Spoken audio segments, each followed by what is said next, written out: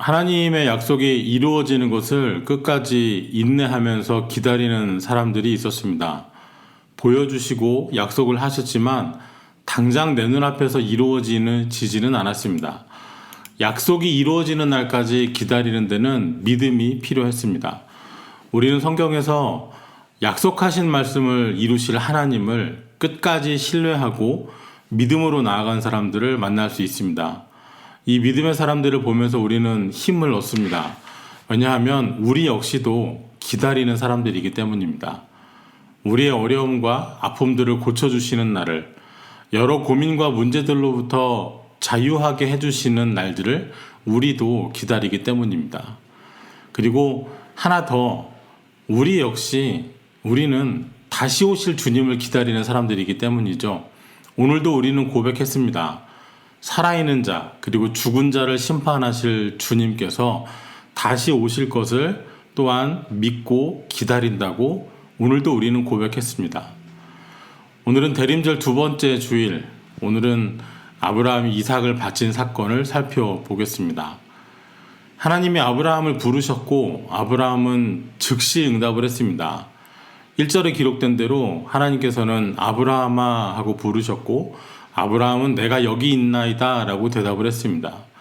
하나님께서 부르셨을 때 아브라함은 아주 기뻤을 것입니다. 이때 아브라함은 참 행복한 때를 보내고 있었습니다. 오랜 세월 기다린 아들 이삭이 태어났고 잘 자라고 있었습니다. 모든 것이 평안했습니다.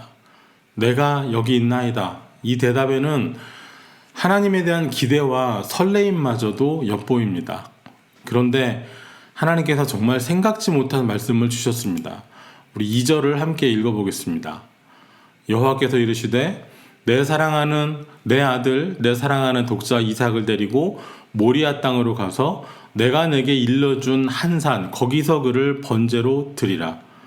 이삭을 바치라고 하십니다. 그런데요, 이 말씀이 너무나도 자세하고 구체적이죠. 어디 한 군데 다르게 생각할 만한 여지가 없습니다. 내 아들, 내 사랑하는 독자 이삭입니다. 장소도 정해주셨습니다. 모리아 땅, 이미 일러주신 한 산입니다. 바로 거기에서 이삭을 번제로 드리라 하십니다. 누구를 어디서 어떤 방법으로 어떻게 할지 정확히 말씀하십니다. 혹시라도 그렇게 보이기만 하고 실제로는 아닌 제물로 바치는 흉내만 내는 상징적인 행동은 아닌가, 혹시 그런 마음으로 살라고 하시는 것은 아닌가 여지를 찾으려고 해도 전혀 그렇지가 않습니다. 조금의 빈틈도 없이 정확하게 지시하셨습니다. 아들 이삭을 번제로 바치라고 하십니다. 갈대아 우르에 있을 때 큰 민족도 이루게 하시고 또 복도 주시고 이름을 창대하게 해주시겠다고 약속을 하시던 그때 하나님께서는 내게 보여줄 땅으로 가라고만 하셨습니다. 어디로 갈지 몰랐습니다. 구체적이 않았습니다.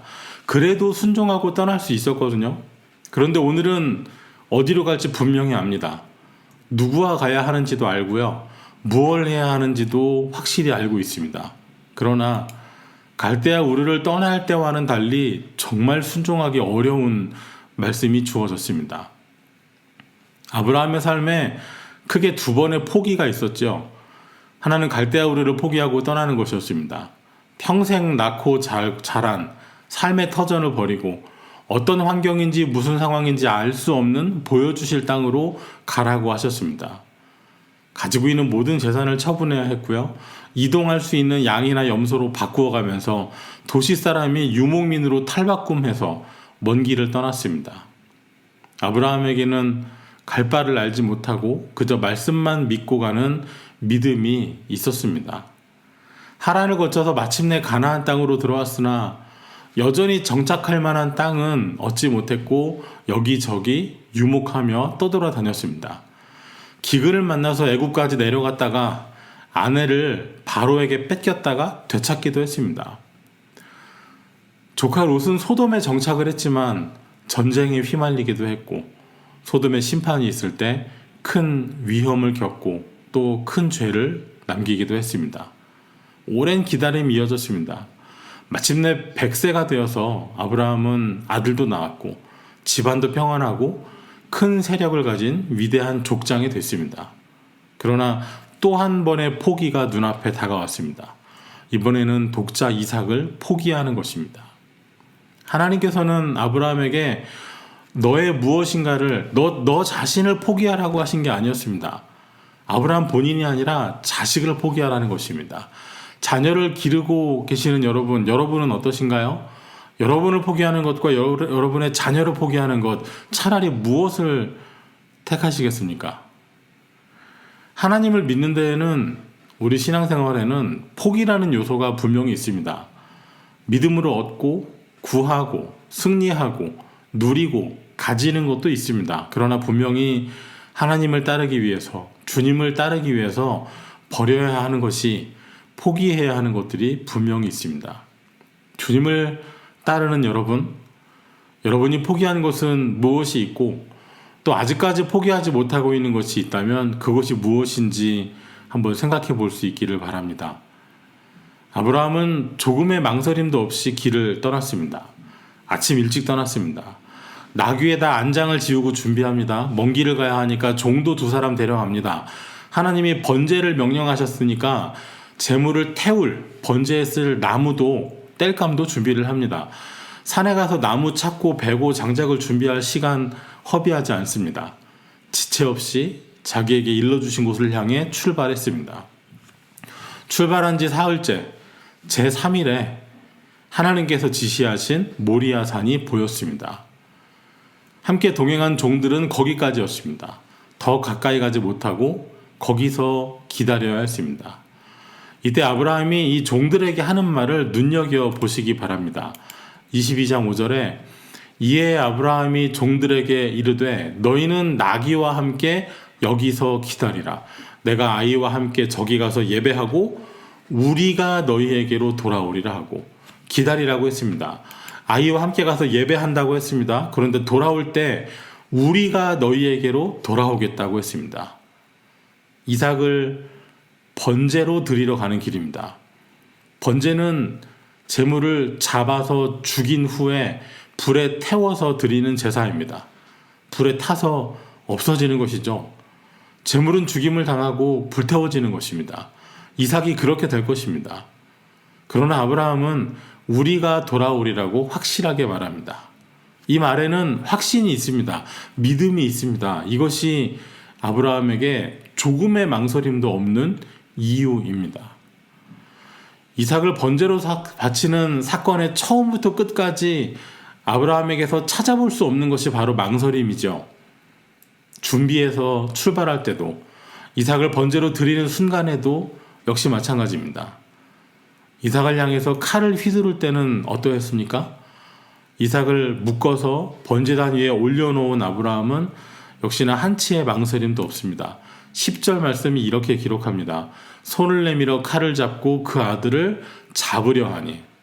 이 순간에 아브라함에게 이삭은 사랑하는 아들, 독자 이삭이기도 하지만 하나님께 드려야 할 제물이기도 합니다. 성경은 이때 아브라함이 아들을 잡으려고 했다고 합니다. 소를 잡듯이, 양을 잡듯이 잡으려고 한 것입니다. 아브라함이 맹목적이었을까요? 하나님이 시키시니까 시키시는 대로 어떤 자기 의지 없이 맹목적으로 칼을 휘두르는 것일까요? 그렇지 않았습니다. 이런 망설임 없는 행동, 하나님의 말씀에 대한 믿음에서 나오는 것이었습니다. 말씀을 이루고야 마시는 하나님에 대한 확실한 신뢰에서 이런 행동이 나왔습니다. 모리아산을 향해 올라갈 때 이삭은 번제에 쓸 나무를 짊어지고 올라갔습니다. 곧 본인이 묶이고 죽임을 당하고 본인을 불사를, 그 나무를 짊어지고 가는 것이죠.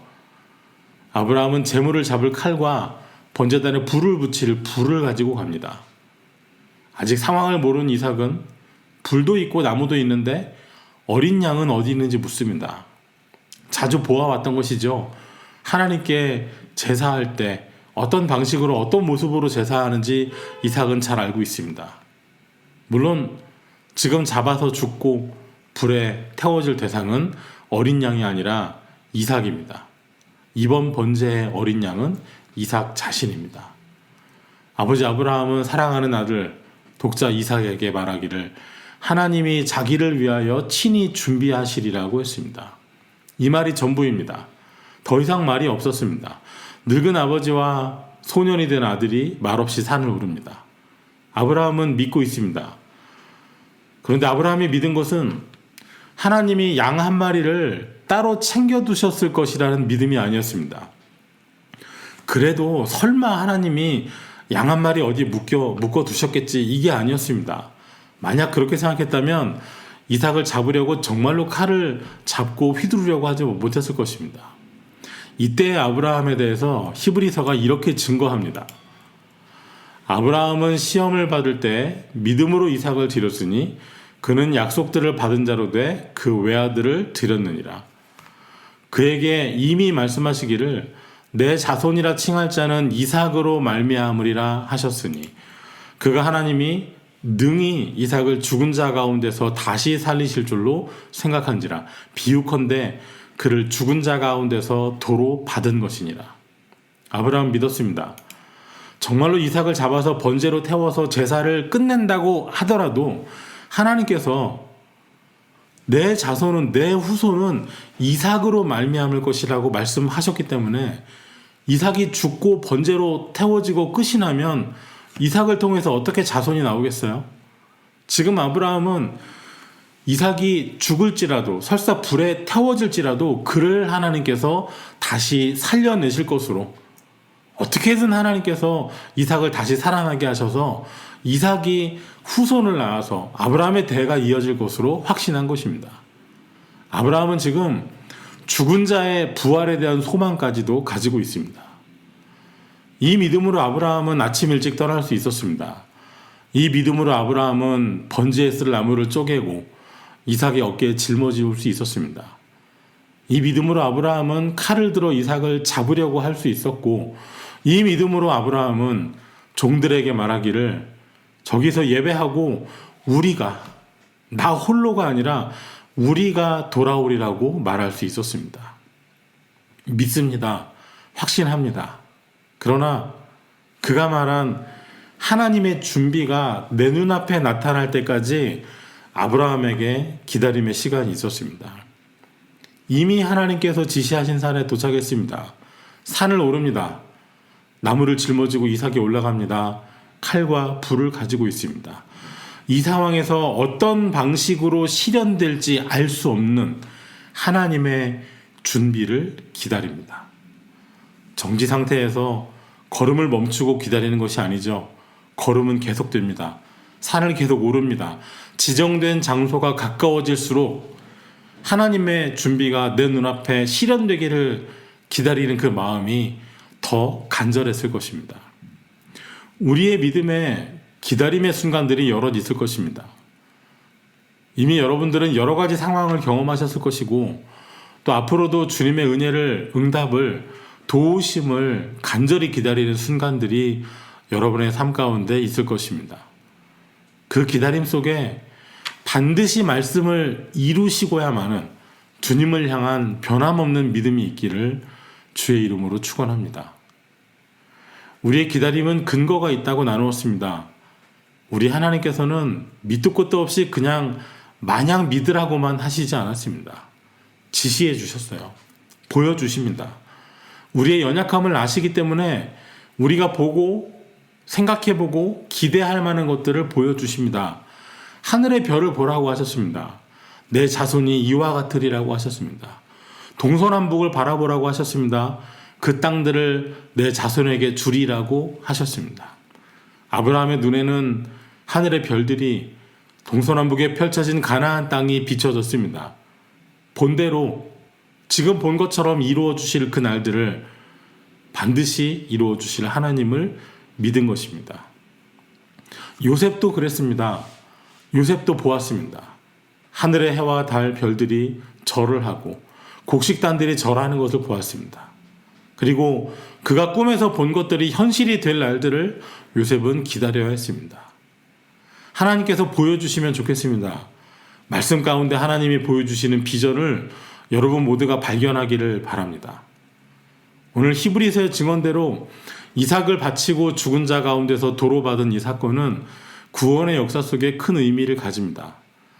사랑하는 독자 이삭을 제물로 내놓는 아버지 아브라함의 마음은 바로 하나님 아버지의 마음을 미리 보여주는 것입니다. 우리를 구원하시기 위해 예수 그리스도를, 성자 예수 그리스도를 십자가의 제물로 내어놓으시는 성자 하나님의 마음을 아브라함이 보여주고 있습니다. 제3일에 모리아산의 번제단에 올라갔으나 살아서 돌아온 이삭은 장사한 지 사흘 만에 다시 사실 주님을 미리 보여주고 있습니다.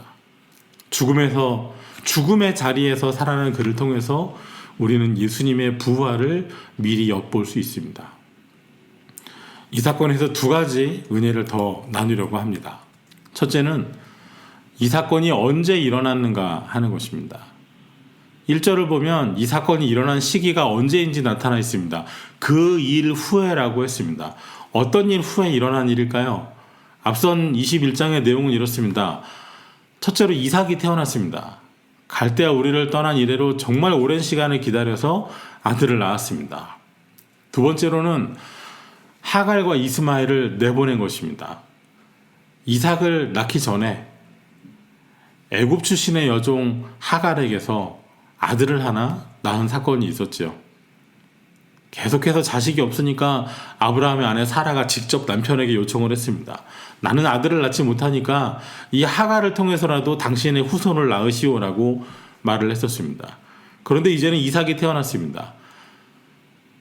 이삭을 낳은 사라는 더 이상 하갈도 이스마엘도 한 집에 살고 싶지 않았습니다. 그러던 중에 이미 제법 자라있는 이스마엘이 어린 이삭을 괴롭히는 것을 보게 되고 결국 사라는 하갈도 이스마엘도 내쫓으라고 아브라함에게 요구하게 되죠. 아브라함은 입장이 참 곤란했습니다. 분명 하나님께서는 아브라함과 사라 사이에 낳은 자식이 약속의 후손이 될 것이라고 하셨지만은 차마 이스마엘을 내치는 것을 아브라함은 주저했습니다. 그러나 하나님께서 이스마엘의 삶 역시도 책임져 주신다고 약속을 하셨고 하갈과 이스마엘은 아브라함의 집을 떠나게 됩니다. 만약 하갈과 이스마엘이 계속 함께 있었다면 아브라함의 장자가 누구인지 후계자가 누가 될 것인지 문제가 복잡해질 수도 있었습니다. 세 번째는 아비멜렉과의 평화조약이었습니다. 아브라함은 어디까지나 이방인이었습니다. 저 멀리 갈대아 우르 출신으로 가나안 땅으로 흘러들어와서 지금도 이리저리 떠돌아다니는 유목민입니다. 그런데 아브라함은 하나님이 주신 복으로 크게 성장했고 강한 사람이 됐습니다. 가나안 땅의 기존 세력인 아비멜렉은 아브라함이 크고 강해지니까 이제는 먼저 손을 내밀고 서로 해치지 말자는 평화조약을 맺자고 말합니다. 그러니까 창세기 21장은요. 아브라함이 가지고 있는 모든 문제가 해결된 장이라고 할 수 있습니다. 드디어 약속이 이루어졌습니다. 자식을 낳았습니다. 그것도 100세에 낳았습니다. 후계자 문제도 해결이 됐습니다. 복잡한 집안 문제, 자식 유목사회에서 큰 갈등으로 벌어질 수 있는 일도 잘 해결됐습니다. 떠돌이 유목민이 이제는 큰 세력을 이루고 그 지역의 통치자와 조약도 맺었습니다. 아브라함은 하나님 약속대로 후손도 낳았고 크게 되고 강성하게 됐습니다. 하나님께서 과거에 주신 약속이 이제 비로소 가시적으로 눈에 보이게 이루어지고 있습니다. 얼마나 감사하고 만족스러운 날들이었을까요? 그런데 그 일 후에 오늘 사건이 일어났습니다. 만약 이삭을 번제로 바친다면 이삭이 죽는 것으로 이 사건이 끝나버린다면 모든 것은 허사가 됩니다. 하나님께서 아브라함에게 정말로 하나님을 경외하고 있는지 시험하신 것이 바로 이런 때였다는 것, 우리에게 깊이 생각할 주제가 됩니다. 여러분이 이루고 싶어 하는 것, 소망하는 것, 바라는 때가 드디어 오고 손에 거머쥐고 이제는 누리게 됐을 그때에도 여전히 하나님을 향해서 갈급하고 소망을 가지고 있고 사랑하며 경외하시기 바랍니다. 문제 다 해결되고 나면 다 받고 나면, 간절하게 기도하던 기도의 제목들 이루어지고 나면 언제 그랬냐는 듯이 마치 하나님도 하나님의 은혜도 아무것도 받은 적이 없다는 듯이 살아가는 삶이 되어서는 안 되겠습니다. 사랑하시는 하나님께서는 모든 것을 다 이룬 것 같은 그런 시기에 아브라함을 시험하십니다. 그리고 그를 다시 한번 절실한, 그야말로 절실한 믿음의 자리, 기도의 자리, 하나님을 기대하고 기다려야 하는 자리에 서게 하셨습니다. 마지막으로 시험하시는 하나님은 준비하시는 하나님이시기도 합니다. 하나님께서는 아브라함을 시험하셨습니다. 시험을 통해서 확인되는 것은 아브라함이 여전히 아들도 낳고 평안하고 힘을 갖게 된 지금도 여전히 하나님을 경외하는가였습니다. 이 시험을 통해서 아브라함은 자신이 하나님을 경외한다는 사실을 드러낼 수 있었습니다. 이 시험은 아브라함에 대한 하나님의 의심을 제거하기 위한 시험이 아닙니다. 삶 가운데서 가장 소중한 것이 무엇인지, 나의 소중한 것이 모두 누구로부터 왔는지, 그분이 나에게 누구이신지를 삶의 가장 정점에서 다시 한번 경험한 아브라함에게 은혜가 되는 시험인 것입니다. 하나님의 시험은 언제나 우리에게 유익을 줍니다. 하나님의 시험은 우리 믿음이, 우리의 실체가 무엇인지를 검증합니다. 물론 이 과정은 어려움이나 고난을 포함합니다. 오늘 아브라함이 그랬듯이 다니엘과 그 친구들에게도, 욥에게도 그랬습니다. 출애굽의 과정 속에서 하나님께서는 이스라엘을 시험하셨습니다. 이후에 때로는 거짓 선지자를 통해서 시험하시기도 하셨고, 이방인들의 억압을 통해서 시험하기도 하셨습니다. 그리고 이 시련과 시험의 목적은 언제나 그들의 마음이 어떠한가, 그들이 하나님을 어떻게 여기고 있고 또 어떻게 여겨야 하는지를 알게 되고 드러내고 결국은 그들에게 복이 되는 시험이었습니다. 신명기 8장의 말씀을 기억하면 좋겠습니다. 내 조상들도 알지 못하던 만나를 광야에서 내게 먹이셨나니 이는 다 너를 낮추시며 너를 시험하사 마침내 내게 복을 주려 하시며느니라. 하나님의 시험에는 언제나 하나님의 준비도 있습니다. 하나님께서는 아브라함을 시험하시지만 믿음으로 이 시험을 감당하는 아브라함을 위해서 어린 양도 준비하셨습니다. 하나님의 시험이 있을 때 거기에는 여러분을 위한 하나님의 준비도 이미 있음을 기억하시기 바랍니다. 하나님께서 시험하시기 위해서 그를 부르실 때 아브라함은 내가 여기 있나이다 이렇게 대답했습니다. 시험 가운데 아들을 향해 칼을 휘두르려는 아브라함을 다시 부르셨을 때 그때도 아브라함은 내가 여기 있나이다 대답하였습니다.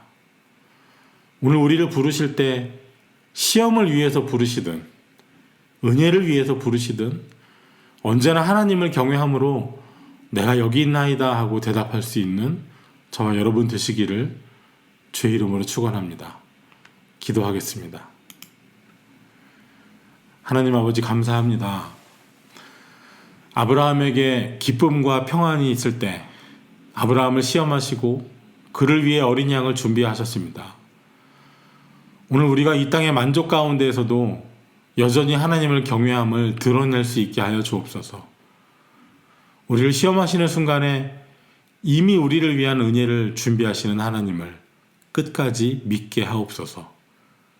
하나님 우리를 부르실 때 우리에게 준비하신 것을 보여주실 그때 여전한 믿음으로 내가 여기 있나이다 대답할 수 있는 성도들이 되게 하여 주시옵소서. 예수님 이름으로 기도하옵나이다. 아멘.